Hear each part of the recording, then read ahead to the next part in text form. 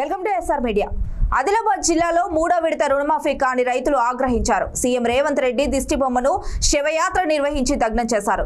జిల్లాలోని తలమడుగు మండల కేంద్రానికి చెందిన 200కు పైగా రుణమాఫీ కాని రైతులు సీఎం దిష్టిబొమ్మకు పాడెకట్టి డప్పు చప్పుళ్ల మధ్య గ్రామంలోని పూర వీధుల గుండా ఊరేగించి ఊరు బయట దహన సంస్కరణలు నిర్వహించారు. ఈ సందర్భంగా రైతులు మాట్లాడుతూ రాజకీయ పార్టీలకు సంబంధం లేకుండానే రైతులే సీఎం దిష్టిబొమ్మతో శివయాత్ర నిర్వహించామని పేర్కొన్నారు. కొంతమందికే రుణమాఫీ డబ్బును ప్రభుత్వం జమ చేసిందని, మరికొంతమందికి సాంకేతిక సమస్యల వల్ల డబ్బు జమ కాలేదని ప్రభుత్వం చెప్పడం విడ్డూరంగా ఉందన్నారు. మరో 17 రోజుల్లో సంపూర్ణంగా రుణమాఫీ చేయాలని, లేని పక్షంలో రాష్ట్ర ప్రభుత్వానికి బుద్ధి చెప్తామని హెచ్చరించారు. నిరసన కార్యక్రమంలో వందలాది మంది రైతులు పాల్గొన్నారు.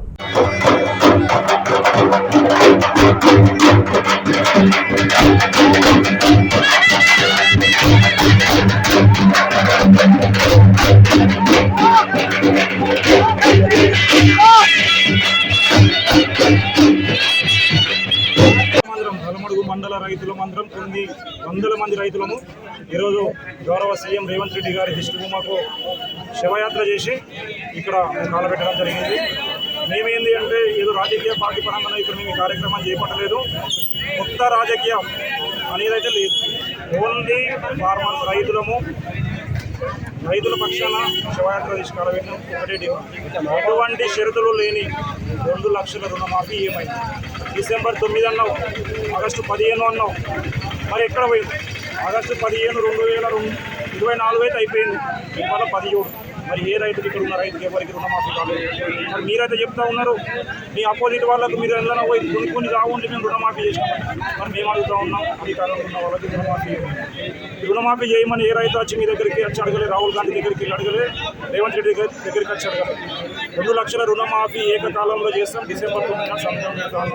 సరే ప్రభుత్వం వచ్చింది, ఇమ్మీడియట్గానే కాదు, డబ్బులు లేవు అనుకున్నాం. ఆగస్టు 15 అని కూడా మీరే చెప్పిండ్రు కండిషన్. మరి ఇలా ఆగస్టు 15 తర్వాత రైతులందరూ పెట్టుబడి సాయం లేక ఇక్కడ ఎదురు చూస్తున్నారు. ఒక్కొక్కరు ఆత్మహత్యలు చేసుకునే పరిస్థితి ఉంది.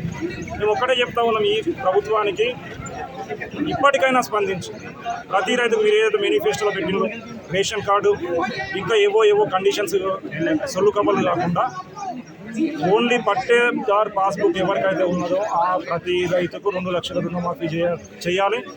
మీరు చెప్పే టైం కాదు, మేము మీకు సమయం ఇస్తా ఉన్నాం. ఈ 15 రోజుల ప్రతి రైతుకు రుణమాఫీ చేయకపోతే ఖచ్చితంగా రైతు చేయాల్సి ఏర్పడతాయి. తెలంగాణని తలదన్నే విధంగా ఉద్యమాలు చేపడతాం.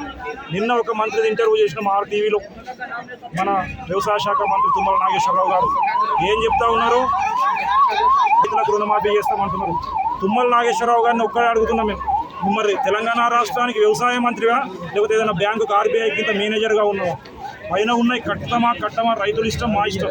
మీరు 2 లక్షలు ప్రతి రైతు అకౌంట్లో మీరు జమ చేయండి. కట్టి లేపుకుంటామా మేము బ్యాంకులనే ఉంచుకుంటామా అనేది మా రైతుల ఇష్టం.